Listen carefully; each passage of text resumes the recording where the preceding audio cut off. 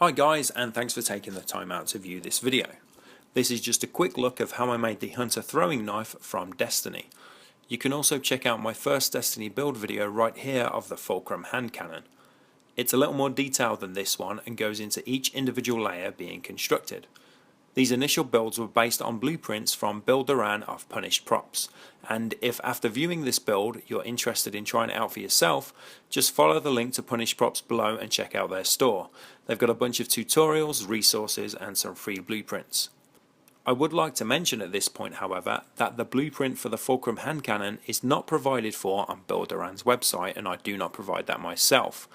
This was simply a modification of the basic hand cannon blueprint that Bill provides on his website. So if you did want to make the Fulcrum hand cannon, you can just take that blueprint and then modify it yourself in Inkscape or some other drawing software and you should be well on your way. So with that in mind, let's see how this was done. I started by tracing around a template that was printed onto some cardstock onto some EVA foam. This foam is two pieces of 1/4 inch foam glued together, then cut out to the shape of the knife. The white layer you see is 2mm craft foam with the necessary logo cut onto it, added to the base layer with contact cement. The holes were cut out with sharpened pieces of copper pipe.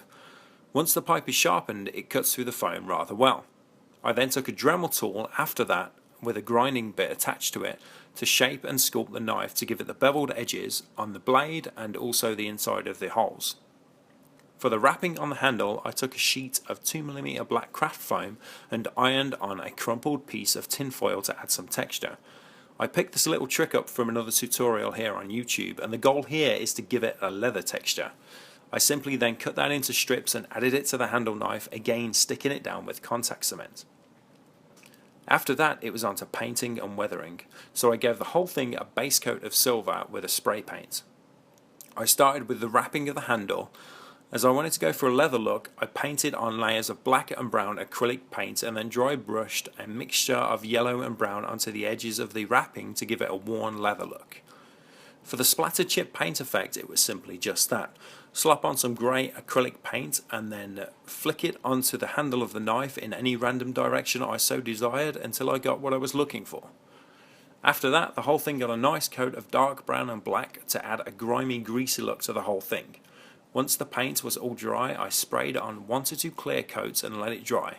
The clear coat really helps the leather colours to pop out, and even though I used a matte clear coat, it does have a little bit of a sheen to it, and that really helps sell the effect as well.